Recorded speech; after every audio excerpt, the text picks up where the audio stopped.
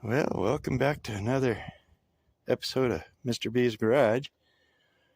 On my '01 F-150 Super Crew cab, our previous dog decided with her anxiety that she didn't like being left in the truck and chewed the seatbelt, totally destroyed it. And the only ones I could get were these out of a super cab, which, as you can see, they're different. So what I got to do is, if you line the bolts up and the two tabs, you can see this assembly sits lower, and this tab is on the wrong side compared to the original. So what I'm going to have to do is zip this tab off, tack it on this side, cut this rivet, remove this foam strip, and tack that over here on this side so I can install it. And then I got to do the same thing on the driver's side, because she got that seatbelt too, but she didn't get completely in half. So anyways, that's where I'm at with that. I did get the oil changed in the Bronco, in the process of changing the fuel tank out because it's highly rusted, and it's got a huge dent here. So the owner wanted the new fuel tank, so I got that ready to go in. I just have to get the new hoses to go from the fuel filler between the frame and the body back there, which is very narrow. I gotta get those two hoses so I can get that done. He's got a new carburetor ordered and coming. I did kind of get this axle tack welded. Don't look at the crappy stick welding. It was a chore with the wind blowing like it was, but now the axle's tacked and centered where I want it for right now. And then I can go from there. So that's done. I did attempt to use the seat belts out of this truck and the '01, but they're totally different.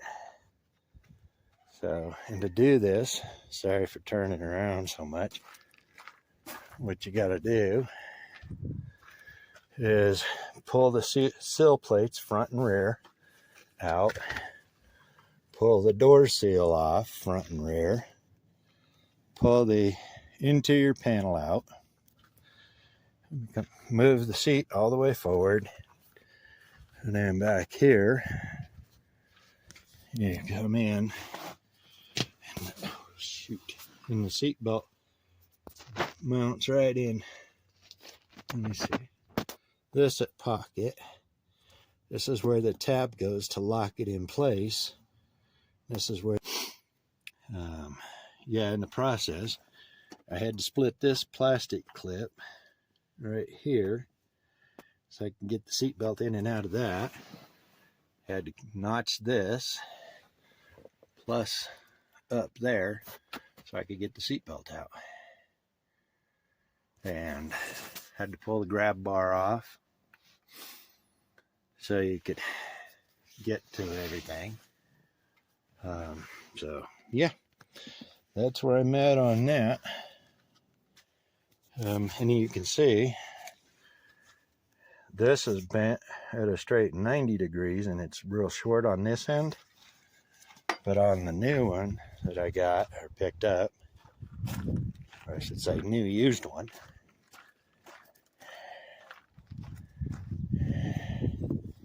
it's shaped like that versus like this. Where am I? There we are. So I'm just going to go with it. I'll straighten this out a little bit so I can get it, but I'll come back after I get this all situated and organized and test fit and go from there. Well, as you can see, it's all back together.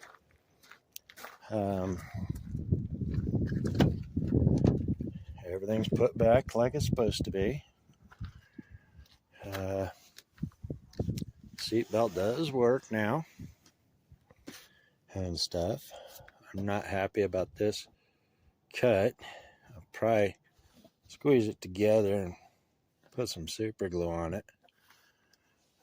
That one I'm not worried about.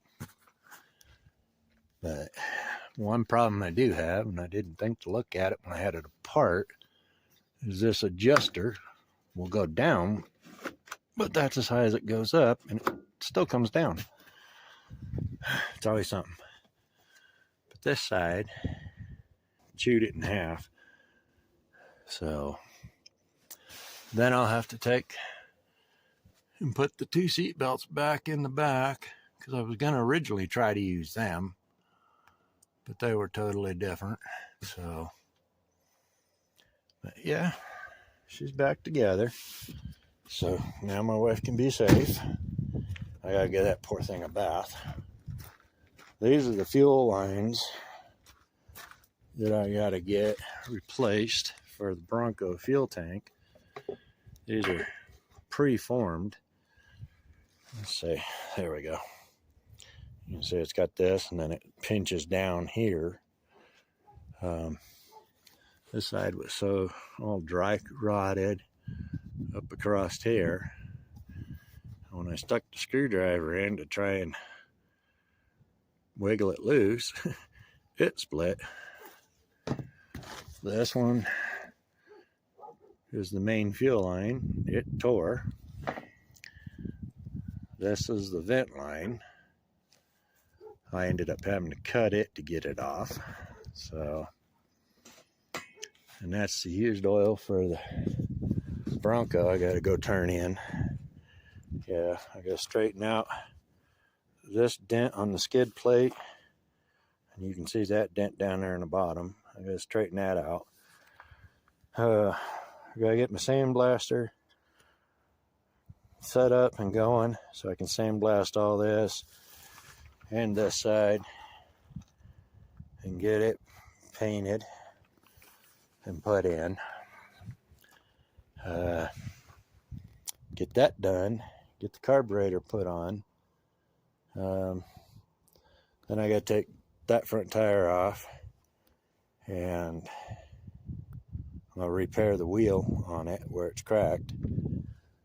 And then driver's side, I'm going to take that wheel off, and if this tire is holding there, I'm just going to put it on. And that'll be good enough, and then he can pick it up when he's ready, unless he wants me to start doing body work like rust repair on that hole. I gotta try and get these broken bolts out for the spare tire carrier. These 2 are gone, so, and then there's 2 down there. Check out this rust, but it all depends on if he wants me to and do something with this rust in that hole.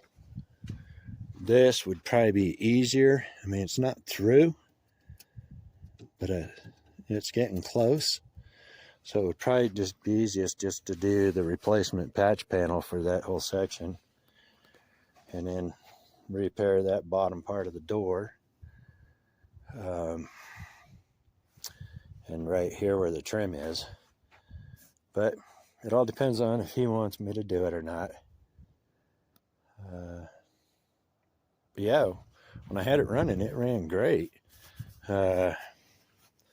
Problem was that there was so much vacuum leak on it, and on the old carburetor where the throttle plate is, the shaft wore out the housing, and so it was just pouring gas out.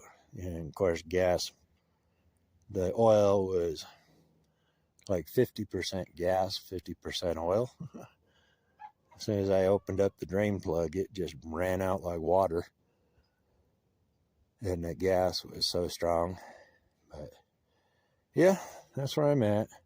So I'll get, it'll probably be Thursday that I actually get to work on that and get that driver's seat belt done and the 2 rear seat belts put back in. Once I get all this OSB out of here that's under that tarp, then I can sandblast my welding table and start sandblasting the chassis on the F-350. But anyways, that's it for me for now. Y'all have a good day or evening and stay blessed. We'll catch you later.